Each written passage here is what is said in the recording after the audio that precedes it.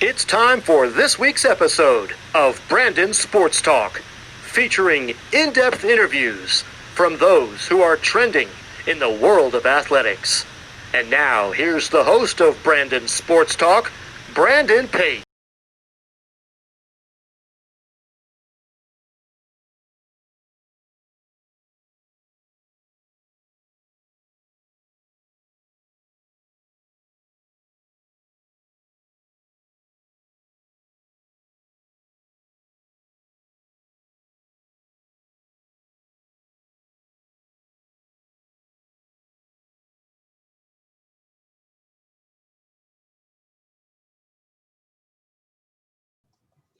Welcome back to Brandon Sports Talk. In today's episode, I have the privilege to interview the Tulsa Director of Sports Broadcast, Bruce Howard. How are you doing today? Good. How are you doing, Brandon? I'm doing good. Can you talk about how you knew that you wanted to get into sports broadcasting? Well, loved sports all my life as a kid. Played just about anything that had to do with a ball or a stick or a glove or whatever. So, really enjoyed watching sports, being involved in sports, playing sports. And as a result of that, and as a result of understanding at a fairly early age that I wasn't going to make a living as an athlete, as a guy playing baseball or football or basketball or whatever, felt that this would be a great way to stay close to athletics and kind of be a part of what my passion was, which was sports. And so, I thought a great way to be a part of that would be to be an announcer. And obviously, at the beginning, didn't know very much about it. Didn't know really what how to go about it. But you kind of live and learn and get experience and get better at it. During your childhood, did you, of course, pretend to be a play-by-play? I didn't do that a whole lot, probably until maybe later, maybe in high school and that sort of thing. What I did do, and I grew up on a farm, so there was plenty of work to do, plenty of tedious work to do out in the barn and that sort of thing. I actually used to invent in my own mind leagues and teams and contests. So I guess in some respect, yes, I used to do that a little bit, but I used to try to invent different scenarios and just kind of invent in my mind the scenarios that might happen in a baseball league of 4 or 5 teams or whatever. So in that respect, yeah, there was a little of that going on, but I don't think it was really play by play. It was just me kind of thinking about sports and athletics and here are these teams that I invented in my own mind. What does a director of broadcast do on a day-to-day basis? Well, I work for the University of Tulsa, and my main job, of course, is to do the play-by-play on the radio for TU, and so that's kind of the basis of what I do. And there are a lot of guys that are in the business that maybe don't work for the university. They work for a radio station or they work for the network or whatever. But I happen to work for the university. As a result, it's not only the radio play-by-play. It's also the radio coaches shows. It's the TV shows that we do here, and we produce them right here at within the walls of the University of Tulsa. We do a lot of video content, video production. That's something that's exploded, over the last 10 to 15 years. Just trying to get content out there on your website or on social media, and that sort of thing. So we've done a number of different things, including something called Golden Moments, where we look back in the history of University of Tulsa, football or basketball or soccer or whatever, great moments. And we interview folks kind of like your 30 for 30 that you see on ESPN, a very, smaller version of that, if you will. The great thing, Brandon, about, web content and that sort of thing is you're not limited by a half hour or an hour or 10 minutes or 3 minutes, whatever. You can make it as long as you want. So we have a ton of golden moments up on our website if folks ever wanted to check it out on tulsahurricane.com. And those documentaries can be anywhere from 4 minutes and 48 seconds to 15 minutes and 20 seconds. It just doesn't, you're not confined by the norms in the old days of broadcast, if you will. So that's kind of interesting. We're able to kind of expand in that area and do video content, which is really important in the aspect of trying to get our brand out there and that sort of thing. So that's kind of how it entails. I didn't give you a specific day to day because every day is different. If it's a game day, that's a whole lot different than if there's a non-game day. There's a lot of prep that goes on every day usually.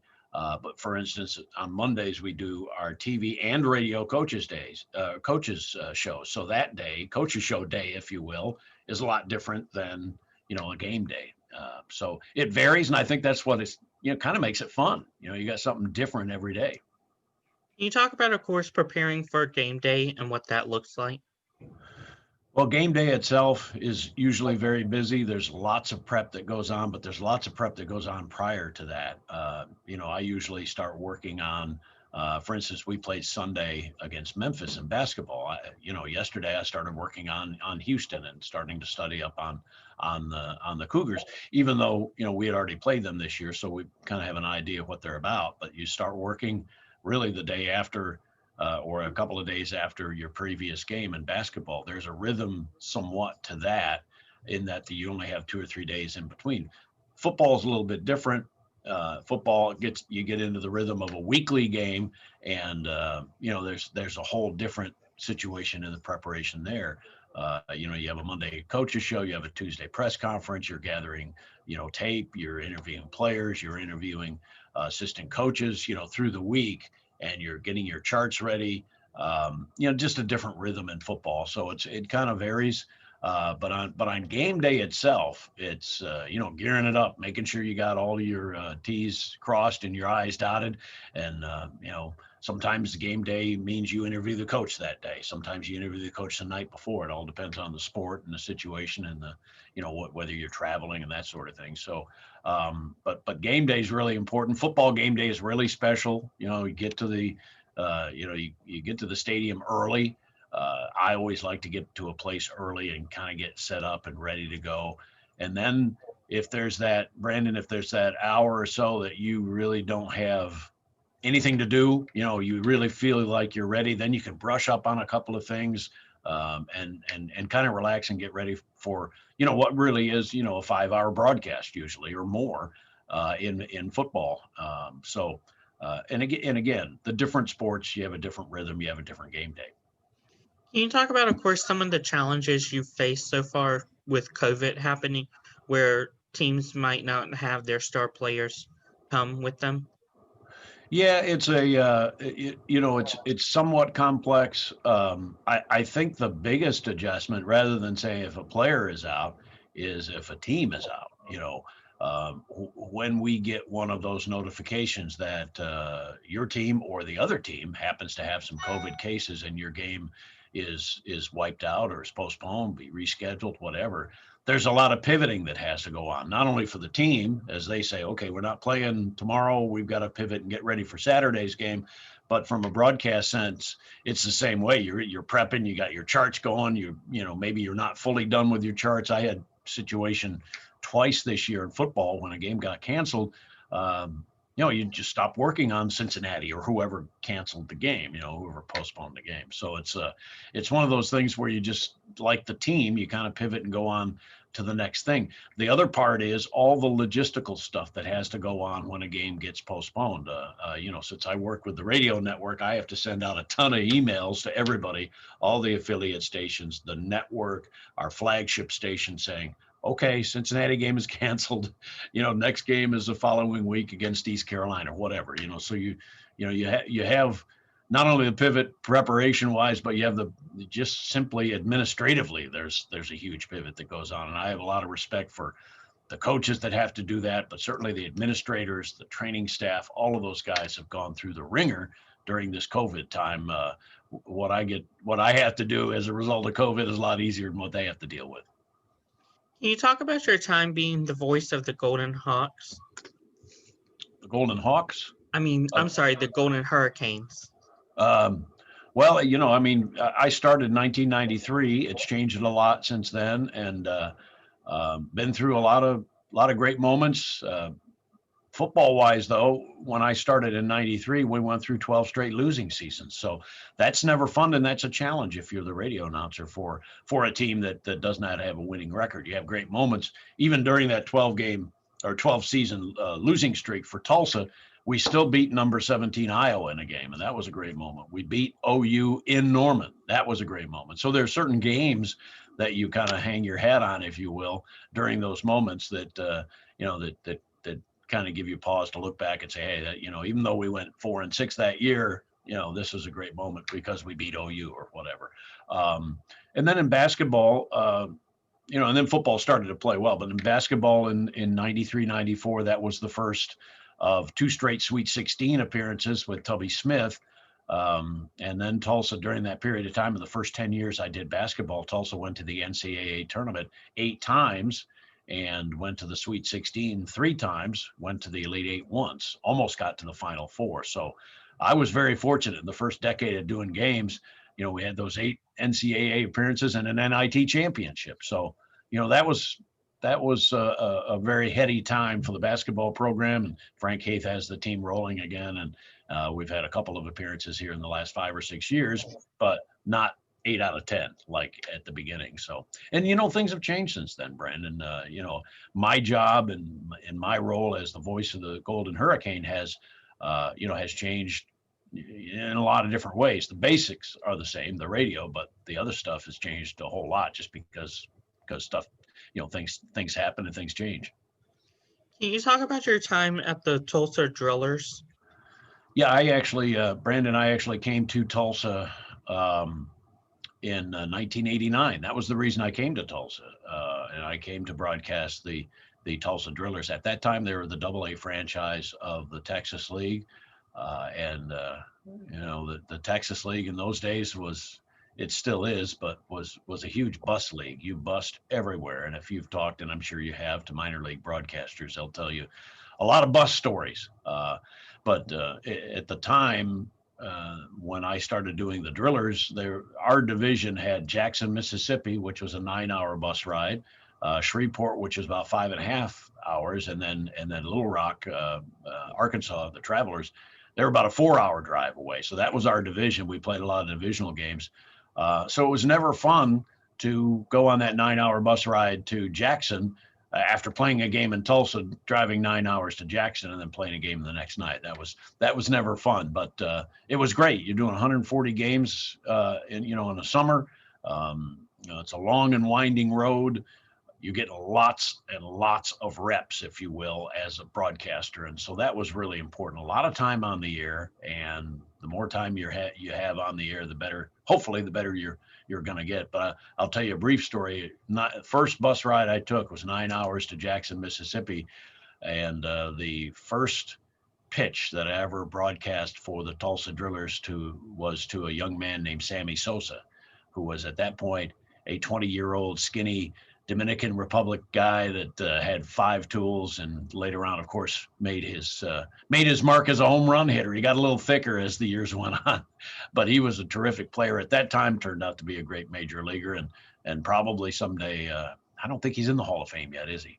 But someday I'm sure he'll be in the Hall of Fame. So, at any rate, that was kind of fun times early in my career, because you got to see, guys like Sammy Sosa and Juan Gonzalez and Dean Palmer. A couple of years later, Ivan Rodriguez, as I called him Ivan, it's actually Ivan Rodriguez. Pudge Rodriguez came through and in 91 and spent a half year with us before he went to the major league. So got to see some really great players, early on in my career, as a broadcaster for the Drillers. And then there was a couple of years, Brandon, where I actually had 2 really good part-time jobs. I worked for the Drillers and I worked for the University of Tulsa before I started working full-time here at Tulsa. Can you talk about, of course, working with the Tulsa Fast Breaks as the play-by-play? Yeah, I had, those were game that was a team in the Continental Basketball Association, and they were in Tulsa for 4 or 5 years, and that was kind of my off-season job when I was doing the Drillers for a couple of years. So in 89, 90, 90, 91, 91, 92, I was the broadcaster in the CBA, and you talk about the minor league baseball being a bus league. Well, this was not a bus league; it was a flying league, and man, you went everywhere. CBA at that time had teams as far east as Albany, New York, and as far west as Yakima, Washington. So you're flying all over the place. It was a great experience. The head coach of the Tulsa Fast Breakers at that time was Henry Bibby, and I don't know if that name is familiar to you, but Henry Bibby is the dad of Mike Bibby, who had a very good NBA career. Henry had a fabulous college career at UCLA and then ended up playing in the NBA for several years as well. So at any rate, he was the coach for the first couple of years of the Fast Breakers. So what I learned on that was, well, first of all, getting a lot of reps again, doing a lot of basketball games, but two, having to do a game alone with no color analysts, and coming up with a good a good broadcast chart where I could actually keep score at the same time and keep updated on guys' totals at that point. So you had no analyst and no stats guy, so basically had to do it alone. So that was a great learning experience. What was your time like with the Tulsa Zone Basketball Association? Yeah, and that was the same. Actually, that was the same franchise. It went from the Tulsa Fast Breakers, then the final year was called the Zone. So pretty much basically the same thing in the CBA. Can you talk about what you learned as being a college broadcaster versus working in a minor league? Well, college is, it's a different setting. A pro setting is in the baseball sense, if you will, is, a lot of games, and in baseball, it was 140 games. If you're doing an NBA franchise, you're doing 80 games. If you're doing Major League Baseball, it's 162. So there are more games, certainly. If you're doing the NFL, maybe you have 20 games if you include all the exhibition games, or more if there's playoffs. So it's just a little bit different. But when you do a college team, and if you're like me and you're doing both football and college basketball, you're doing upwards to 40, 45 events a year now. So that's different than 140 or 80 or whatever. It's just a little bit different. That's all. A lot of the mechanics of doing play-by-play are the same. It's just a matter of also understanding as best as you can the rules and the strategy of pro as opposed to college athletics. What advice would you give upcoming sports broadcasters looking to get into the industry? Well, Brandon, my advice would be get as many repetitions as you can. Try to do as many different things as you can in the broadcast industry. Probably the biggest expansion area, if you will, in broadcasting is really these webcasts. Here in Oklahoma, football is huge, obviously. And there are webcasts of third and fourth and fifth grade teams, believe it or not. There are teams that actually, have announcers, if you will, for very young age kids. So my advice would be to try to get as many reps as possible. And again, we're talking about the more games you do, the better you're going to get. So my advice would be to try to perhaps expand into video or video broadcasting, TV broadcasting, if you will. I think that's a real high growth area. But I wouldn't advise against doing radio, because radio is the real basics. That is the basics of prepping, and then as you're doing the broadcast, you are painting the picture for your listeners. So radio is different than television and different than doing video. For obvious reasons, you don't need to describe that that's a 12-foot jump shot, because the person on video can see that it's a 12-foot jump shot. But on radio, you need to say it. You need to be very descriptive. So I think it's a good skill set to have. If you have the ability to do some radio, and a lot of times, that may be your first job. My first job was doing a DJ gig from 3 until 7 in the afternoon at a radio station when I was 19 years old.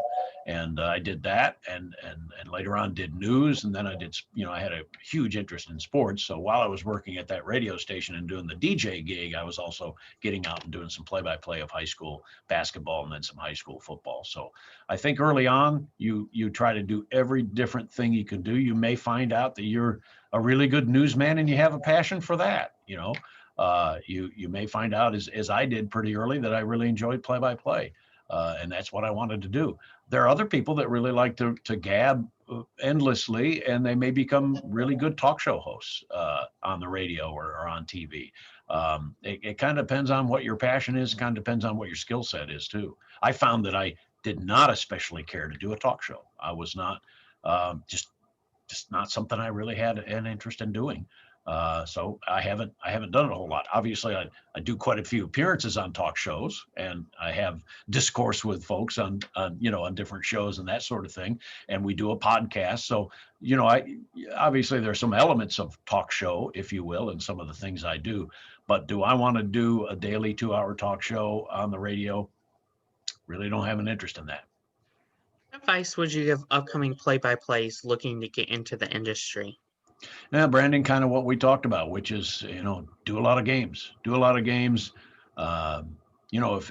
you're in a small town, find out, what high schools are there and what high schools are looking to have games say on the radio, or in this day and age, everybody seems to be doing a webcast of their games. So my advice is to do what you can to get on the air, and I would even say that if you really want reps and you can't find any outlet, then go to the top of the bleachers and broadcast into a microphone, broadcast into your phone or something and record it and try to get better at it. Biggest advice is reps. Just keep doing it.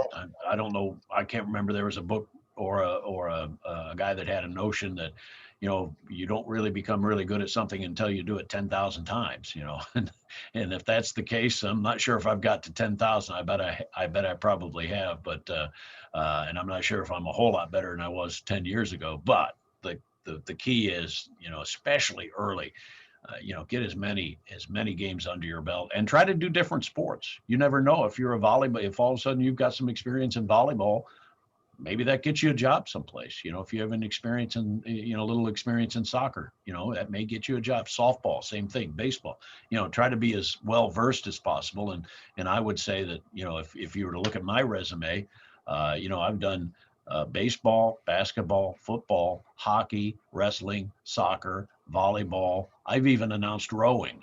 And I'm probably missing a few that I said volleyball, right, and softball. So I'm probably missing a couple that I broadcast. So I think if you do as many different things as possible, then gives you the avenue, the chance maybe to pick up jobs. That's wonderful. Where can my listeners find you at on social media, along with the Tulsa Broadcasting Program? On Twitter, I'm at Voice of Kane, at Voice of Kane. Which is obviously Voice of the Golden Hurricane. That's where you can find me on Twitter. TulsaHurricane.com is a great place to get some content that I've been involved in. If you get on the website, and you scroll around, you'll find a thing called Golden Moments, and that's something we've kind of talked about a little bit. Go to the video section, and there's all sorts of different stuff that's going on and content. You can kind of get an idea of what I do. There's plenty of stuff to look at if you are a sports fan or a Golden Hurricane fan, and that's where I'd suggest you go. Thank you again, Bruce, for your interview, and best of luck this upcoming year. Brandon, it was a pleasure. Thank you so much for inviting me on. You're welcome. You can find me at Brandon Sports Talk on Facebook, Instagram, Twitter, and on YouTube at Brandon Sports Talk. Don't forget to like, comment, and subscribe. Thank you again, Bruce, for your interview, and best of luck. Thank you, Brandon. You've been watching Brandon Sports Talk. Please feel free to like, share, and subscribe to Brandon Sports Talk on social media and on YouTube.